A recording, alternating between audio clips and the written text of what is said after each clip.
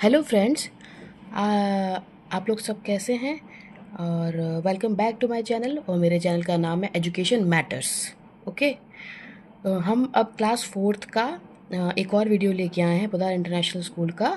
वो है chapter 3 English fabric का इंडियन वीवर्स, जो कि लिखा गया है सरोजनी नायडू ने। उन्होंने बहुत अच्छी एक पोएम लिखी हुई है।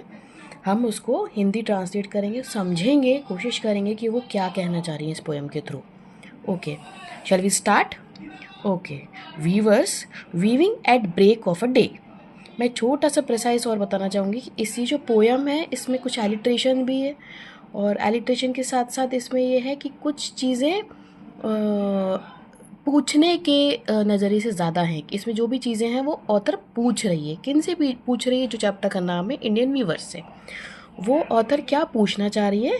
वो ये पूछ रहे, weavers weaving at break of a day. Weaver जो हैं वो कौन होते हैं? बुनकर। बुनकर जो कुछ चीज़ हमारे लिए बनाते हैं, बुन के बनाते हैं। वो ज़्यादातर चीज़ें, बड़े कपड़े बुन के बनते हैं, ठीक है। जो बुनकर हैं, जो वीवर्स हैं, जो बुनते हैं हमारे लिए कपड़े, कुछ बनाते हैं। Weaving at a break of the day. Break of the day का मतलब है जब सुबह होती है, सुबह होते ही जो पहली सूरज की किरण जब पड़ती है पृथ्वी पर, जब कुछ सुबह सुनहरा सा माहौल होता है, उस टाइम पे उन्होंने बुनना शुरू किया। So weavers weaving at break of the day. Break of the day सुनने में, समझने में ऐसा लगता है कि दिन का ब्रेक हुआ, या उनका दिन का ब्रेक हुआ है, या उन्होंने ब्रेक लिया। नहीं, वो इसका मतलब नहीं है। ब्रेक ऑफ द डे का मतलब है जब सूरज की पहली किरण आती है और वो बुनकर जो है, वीवर जो है, वो बुनना शुरू कर देते हैं। अब बुनना शुरू कर देते हैं तो what do you weave a garment so gay. अब हम पूछ रहे हैं, ऑथर उनसे पूछ रही है कि आप जो कोई गारमेंट है, कोई कपड़ा जो वीव कर रहे हैं, बुन रहे हैं, वो इतना वाइब्रेंट क्यों है। ओके, वाइब्रेंट कैसा कलर है? कुछ बहुत वाइब्रेंट कलर का कुछ बुन रहे हैं। यहाँ ये देखिए, बैठे हुए हैं वीवर्स, वो बुन रहे हैं। तो ऑथर पूछ रही है कि आप ऐसा क्या इतना वाइब्रेंट बुन रहे हो सुबह सुबह। Blue as a wing of halcyon wild. वो जो कपड़ा कैसा है? वाइब्रेंट हमने बता दी, सोगे मतलब बहुत ब्राइट, फुल वाइब्रेंट। तो वो क्या कलर है? वो है colour blue. Blue as a wing of halcyon wild. Halcyon एक बर्ड का नाम है। वो it is a species of a kingfisher. Kingfisher आपने देखी होगी, जिसे बोलते हैं। वो उसकी चोंच बहुत लंबी होती है, बहुत कलरफुल, बहुत ब्राइट कलर की एक बर्ड होती है, उसको बोलते हैं हेल्क्योन। तो उस स्पीशीज़ की एक बर्ड है जिससे हम रिलेट कर रहे हैं। ब्लू कलर, उनका जो कलर का कपड़ा वो बुन रहे हैं, वो उस बर्ड के पंखों में रहता है, फेदर्स में रहता है। तो वो उन्होंने फिर बताया, इन्होंने वीवर्स ने बताया, उन्होंने पूछा कि वो क्या बुन रहे हैं इतना vibrant. We weave a robes of a newborn child. मतलब हम कपड़ा बुन रहे हैं। रॉब्स मतलब को ढीले ढाले जो झोले झबले जैसे रहते हैं, वो एक छोटा बच्चा जो जन्मा है, अभी नया जन्मा है, उसके हम कपड़े बुन रहे हैं। ओके, सो स्टूडेंट्स, आपको समझ में आया है? ये पैरा समझ में आया है? तो हमने सबसे पहले पहला क्वेश्चन किया। आप समझिए, चैप्टर तीन पैराग्राफ है, तो 3 क्वेश्चंस में ये चैप्टर डिवाइडेड है। तो पहले पैराग्राफ में पूछा गया कि आप सुबह सुबह बुन रहे हैं, आप क्या बुन रहे हैं, और इतना वाइब्रेंट क्या बुन रहे हैं। तो उन्होंने फिर वीवर्स ने आंसर दिया कि हम एक जो बच्चा पैदा हुआ है, जो अभी जन्मा है, उसके लिए हम रॉब्स मतलब ढीले ढाले कपड़े सिल रहे हैं। ओके, सो नेक्स्ट आता है weavers weaving at fall of night. अब वीवर्स कब तक बुनते रहे? अब ये हो गया इनका बुनना। फिर उसके बाद उन्हें शाम हो गई, फॉल ऑफ नाइट मतलब नाइट, रात की शुरुआत हो गई, तब तक वो बुन रहे थे। फिर हमने पूछा, फिर ऑथर ने पूछा, what do you weave a garment so bright. अब शाम को क्या इतना ब्राइट फिर से और बुन रहे हो? Like a plums of A peacock purple and green. Like a plums of A peacock मतलब पीकॉक के जो फेदर्स होते हैं, प्लम्स मतलब फेदर्स होते हैं पीकॉक के, जो कि पर्पल ग्रीन होता है, उस तरह का कुछ रंग बिरंगा सा सुंदर पर्पल ग्रीन कलर का कुछ बुन रहे थे। तो फिर उन्होंने वीवर्स ने रिप्लाई किया, आंसर दी कि we weave the marriage veils of a queen. Veils का मतलब ये घूंघट कह सकते हैं हम। उसकी रानी की शादी है, तो उसके लिए हम उसका सिर पे ओढ़ने वाली चुनरी या घूंघट जो भी बोल सकते हैं, piece of cloth that covers women's face, जो कि पूरा सिर से लेके फेस तक उसको ढक देता है, तो हम वो बुन रहे हैं। ओके, तो दूसरा क्वेश्चन ये हो गया, उन्होंने पूछा। पहला क्वेश्चन ये हो गया, उन्होंने आंसर दे दिया वीवर्स ने। फिर नेक्स्ट थर्ड पैराग्राफ में आते हैं, फिर पूछ रहे हैं ऑथर कि वीवर्स वीविंग सॉलेम एंड स्टिल।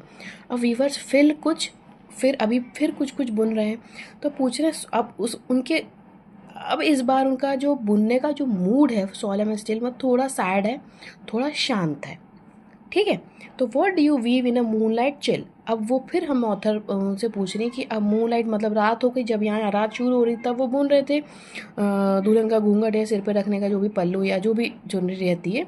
अब यहाँ पे उन्होंने पूछा कि इतने सैड हैं तो वो आप रात में मूनलाइट चिल का मतलब ये हुआ कि इतनी रात में अब जब थोड़ा मून आ गया है, चंद्रमा की रोशनी आ गई, थोड़ी बात ठंडक हो गई, तो आप क्या बुन रहे हो। वाइट एज ए फेदर, जो कपड़ा था वो बिल्कुल वाइट कलर का था, और वाइट एज ए क्लाउड, जैसे हमारा बादल सफ़ेद होता है उस तरह का।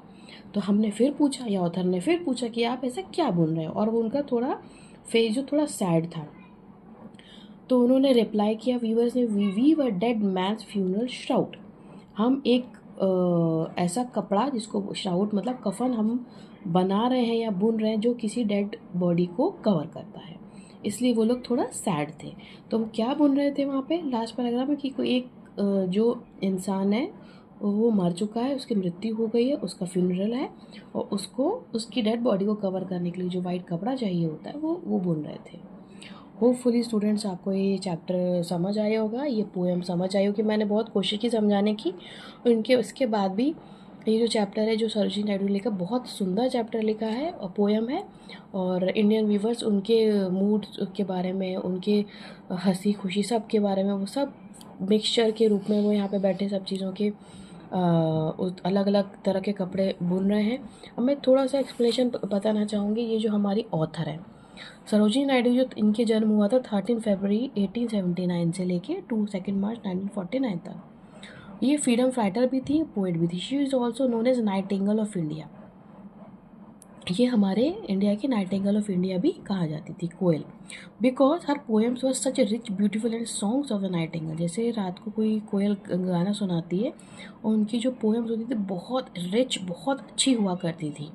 She played a active role in Indian struggle for freedom from the Britishers. जब हमारा जो इंडिया था, भारत था, जब ब्रिटिशर्स के कब्ज़े में था, जब उनके ग़ुलाम बना हुआ था, तो उन्होंने बहुत स्ट्रगल की, बहुत सब हमारे लिए हमें आज़ादी दिलाई। उन्होंने बहुत स्ट्रगल किया हमको आज़ादी दिलाने में।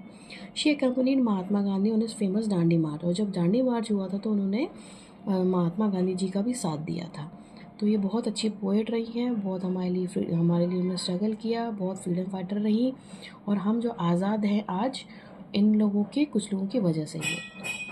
थैंक यू स्टूडेंट्स, आपको ये चैप्टर पोएम बहुत समझ आई होगी। अगर कुछ डाउट्स हैं, इश्यूज़ हैं, प्लीज़ मुझे कमेंट बॉक्स में लिखिए। मैं फिर से एक नया चैप्टर आगे लेकर आई हूँगी। Thank you, bye.